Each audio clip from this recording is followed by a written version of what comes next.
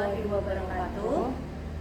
Perkenalkan, nama saya Dinda Sistaudi Alistia, NIM 252310101045 dari kelas C.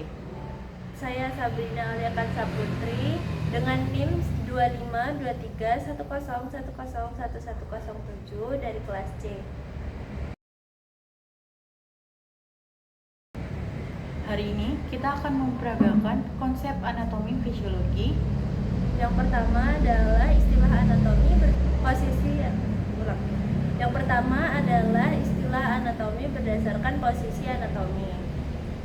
Yang pertama anterior, yang kedua medial, yang ketiga superior, yang keempat inferior, yang kelima dextra, yang keenam sinistra, yang ketujuh internal, yang kedelapan eksternal, yang kesembilan parietal, yang kesepuluh proksimal, yang ke-11 horizontal, ke-12 transversal, yang ke-13 posterior, yang ke-14 lateral,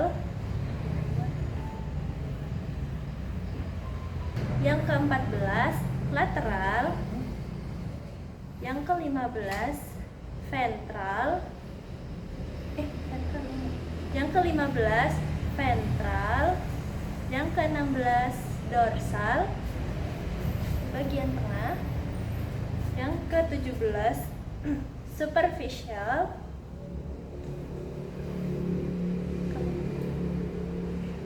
yang ke-18 distal, yang ke-19 perifer, yang ke-20 visceral, yang ke-21 profunda, yang ke-22 vertikal, yang ke-23 longitudinal, yang ke-24 sentral,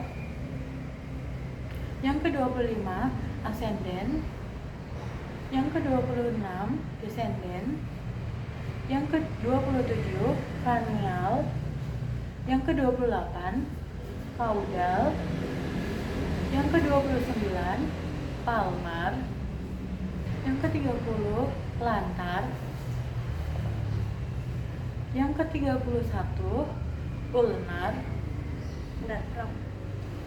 yang ke-31 ulnar, yang ke-32 radial, yang ke-23 tibial, yang ke-24 fibular,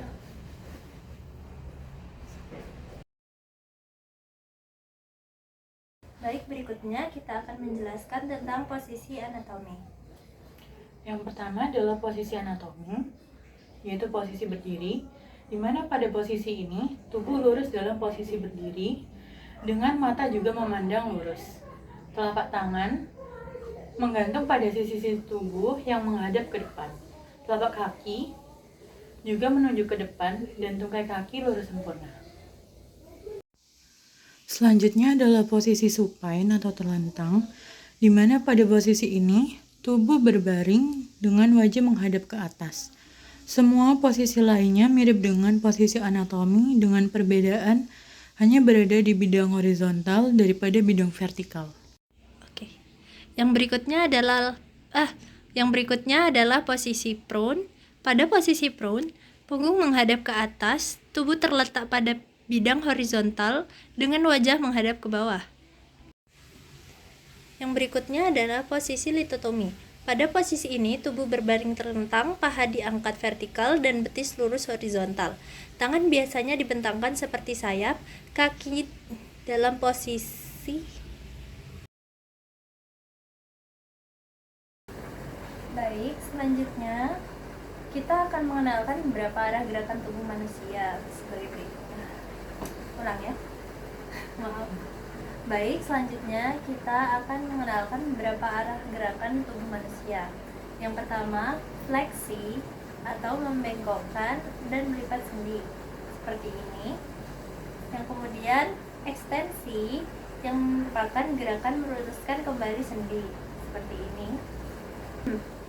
Aduksi yang merupakan gerakan mendekati badan seperti ini. Dan yang kedua adalah abduksi yang merupakan gerakan menjauhi badan seperti ini. Selanjutnya adalah rotasi. Rotasi merupakan gerakan memutar sendi seperti ini. Dan sirkumduksi, yaitu gerakan gabungan fleksi, ekstensi, aduksi dan eduksi. Aduksi dan abduksi. Selanjutnya adalah sirkumduksi, yaitu gerakan gabungan fleksi, ekstensi, aduksi dan abduksi seperti ini. Selanjutnya yaitu gerakan elevasi dan depresi. Elevasi merupakan gerakan mengangkat seperti ini, dan depresi adalah gerakan menurunkan seperti ini. Inversi adalah gerakan memiringkan telapak kaki ke dalam tubuh seperti ini. Dan eversi adalah gerakan memiringkan telapak kaki keluar seperti ini. Selanjutnya adalah gerakan supinasi dan pronasi. Supinasi adalah gerakan menengadahkan tangan. Dan pronasi adalah gerakan melungkupkan tangan. Selanjutnya adalah endorotasi, dan endorotasi adalah gerakan ke dalam pada sekeliling sumbu panjang tulang yang bersendi atau rotasi. Eksrotasi adalah gerakan rotasi keluar. Yang selanjutnya adalah sumbu atau aksi gerakan. Yang pertama adalah aksis sagittal yang ada di tengah-tengah seperti ini, melintang dari atas ke bawah melalui pusat badan. Yang kedua adalah aksis transversal yang membelah di tengah dengan bagian atas dan di bagian bawah. Yang ketiga adalah aksis longitudinal, yaitu garis yang memotong bidang gerak median dan frontal dan berjalan dari atas ke bawah seperti ini. Selanjutnya adalah bidang anatomi. Yang pertama adalah bidang median, yaitu bidang yang melalui aksis longitudinal dan aksis sagittal di sini. Selanjutnya adalah bidang sagittal. Bidang paramedian yaitu setiap bidang yang sejajar dengan bidang mediosagittal di sini. Selanjutnya adalah bidang koronal atau frontal, yaitu setiap bidang yang mengandung aksis-aksis transversal dan sejajar dengan dahi dan tegak lurus dalam bidang sagittal. Yang terakhir adalah bidang transversal, letaknya tegak lurus dengan bidang-bidang sagittal dan bidang koronal pada posisi berdiri, posisi horizontal. Berikutnya kita akan menjelaskan istilah anatomi yang menyatakan bagian tubuh yang menonjol. Yang pertama ada prosesus atau nama umum untuk taju atau sebuah tonjolan. Yang kedua ada spina, yaitu taju yang tajam seperti duri. Yang ketiga ada tuber, benjolan bulat.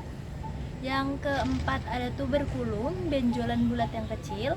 Yang kelima ada crista, gerigi atau tepi. Yang keenam ada pecten, bagian pinggir yang menonjol. Yang ketujuh ada condylus, benjolan bulat di ujung tulang. Yang kedelapan ada epicondylus, benjolan pada condylus. Yang kesembilan ada cornu atau tanduk. Yang kesepuluh ada linea atau garis. Selanjutnya adalah istilah anatomi yang menyatakan bagian tubuh yang lengkap. Yang pertama ada fossa untuk nama umumnya. Yang kedua ada fossula untuk fossa yang kecil. Yang ketiga ada fovea untuk fossa yang kecil. Yang keempat ada foveola untuk fovea yang kecil. Yang kelima ada sulcus untuk alur. Yang keenam ada incisura untuk takik. Yang berikutnya saya akan menjelaskan istilah anatomi yang menjelaskan lubang, saluran, dan ruangan. Yang pertama ada foramen atau lubang. Yang kedua ada visura atau celah. Yang ketiga ada apertura ya atau pintu. Yang keempat ada kanalis atau saluran. Yang kelima ada ductus untuk pembuluh. Yang keenam ada meatus untuk liang. Yang ketujuh ada cavum untuk rongga. Yang kedelapan ada selula untuk ruang kecil. Baik, selanjutnya kita akan menjelaskan tentang rongga-rongga yang terdapat dalam tubuh manusia. Sebelumnya, saya akan menjelaskan rongga yang terdapat dalam kepala terlebih dahulu. Yang pertama ada rongga tengkorak atau cavum cranialis yang isinya meliputi otak besar cerebrum, otak kecil cerebellum dan batang otak atau brainstem. Yang kedua, rongga mata atau cavum orbital yang isinya bola mata atau orbita. Yang ketiga, rongga hidung atau cavum nasi yang isinya ada tempat lewatnya udara pernafasan. Yang keempat ada rongga mulut atau cavum oris yang isinya lidah dan gigi. Lalu yang kelima ada rongga telinga tengah atau cavum timpani yang isinya berupa tulang-tulang pendengaran, malleus, incus, dan stapes. Yang kedua adalah rongga yang terdapat pada badan. Yang pertama adalah rongga dada atau cavum thorax, isinya meliputi paru-paru, pulmo, jantung, kardio, pembuluh darah aorta, pembuluh darah vena cava, arteri dan vena pulmonalis, trakea, bronkus, dan oesophagus. Yang kedua adalah rongga perut, yaitu cavum abdomen, isinya meliputi lambung, gaster, usus halus, insetum, duodenum, jejunum, usus besar, kolon, kelenjar pankreas, limpa, lien, hati, hepar, dan ginjal renal.